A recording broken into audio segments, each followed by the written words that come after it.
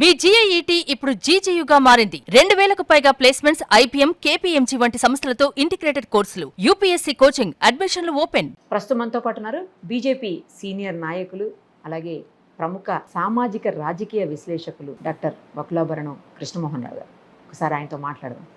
నమస్తే అండి. 8 ఏళ్ల తర్వాత ఇప్పుడు తమిళనాడు సీఎంగా ఉన్నటువంటి విజయ్ గారు ప్రధానమంత్రి మోడీ గారిని కలిశారు. ఈ రెండిటికి ఏదో ప్రాధాన్యత ఉంది ఈ కలయికలో అని చెప్పేసి మాట్లాడుతున్నారు. నిజంగానే అంత ప్రాధాన్యత ఉందా, లేకపోతే క్యాజువల్గా ఒక ముఖ్యమంత్రిగా ఒక ప్రధానమంత్రి గారిని ఫస్ట్ టైం కలిశారా, ఏంటి అసలు? ఆయన ముఖ్యమంత్రి అయ్యాడు. ఫెడరల్ స్పిరిట్ లో ముఖ్యమంత్రి గారు ప్రధానమంత్రి గారిని కలవాలి, కలిశాడు. ఆ రాష్ట్రానికి సంబంధించినటువంటి అభివృద్ధి కార్యక్రమాల్లో ప్రధానమంత్రి గారికి వినతి చేస్తారు. అభివృద్ధి విషయంలో ఎక్కడ కూడా ఈవెన్ డిఎంకే రోజు విమర్శలు చేసిన అభివృద్ధి కార్యక్రమంలో ఎక్కడ కూడా మోకాలట్టలేదు.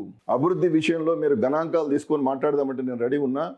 డిఎంకే కోరకున్న అనేకమైనటువంటి అభివృద్ధి, పమ్మన్ లాంటి బ్రిడ్జెస్ కట్టారు, అనేకమైనటువంటి రోడ్లు వేశారు. అభివృద్ధి అంటే ఏంటో తమిళనాడులో కూడా చూపించారు. కాబట్టి ఇవాళ ముఖ్యమంత్రి గారు విజయ్ కొత్తగా ఆయన రాజకీయాల్లోకి వచ్చి ఒక చారిత్రాత్మకంగా చరిత్ర సృష్టించి ముఖ్యమంత్రి అయి ప్రధానమంత్రి గారిని కలిసిండు. గొప్ప విషయం. ప్రజాస్వామ్యంలో ఆ స్పిరిట్ ఉండాలి. ఇక్కడ ఈ తెలంగాణలో కూడా ముఖ్యమంత్రి ఎప్పుడైనా ప్రధానమంత్రి గారిని గౌరవిస్తాడు. అధికారికంగా రిసీవ్ చేసుకోవడం కావచ్చు, సభల్లో పాల్గొనడం కావచ్చు. అలాంటి సుహృద్భావ వాతావరణం ఉండాలి. అక్కడ మమతా బెనర్జీ రాదు, అక్కడ స్టాలిన్ రాడు, అక్కడ ఇంకోటి రాడు. ఇది కాదు కదా. అధికార హోదాలో ఉన్నప్పుడు, రాజ్యాంగబద్ధమైన పదవిలో ఉన్నప్పుడు రాష్ట్రపతి గారిని, ప్రధానమంత్రి గారిని, ఉపరాష్ట్రపతులను, పెద్దవాళ్ళని గౌరవించాలి. ఇచ్చిపుచ్చుకునే ధోరణి ఉండాలి.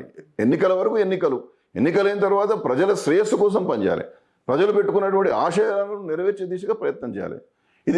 ఇది ఈ కలయిక విజయ్ గారి వెళ్ళి భేటీ అనేటువంటిది ముఖ్యమంత్రి అయింది కాబట్టి పెద్ద ఆయన ఆశీస్సులు తీసుకోవడానికి పోవడం అనేటువంటిది, ఆ రాష్ట్రానికి సంబంధించినటువంటి సమస్యలను నివేదించి పరిష్కారం కోసం ప్రధానమంత్రి గారిని కలిసిండు. ఇది మంచి ప్రయత్నం, మంచి ప్రయోగం. ఇలాంటి సుహృద్భావ వాతావరణం ఉండాలని చెప్పి ప్రజాస్వామ్యవాదిగానే కోరుకుంటాను నేను. రైట్ అండి. Thank you so much.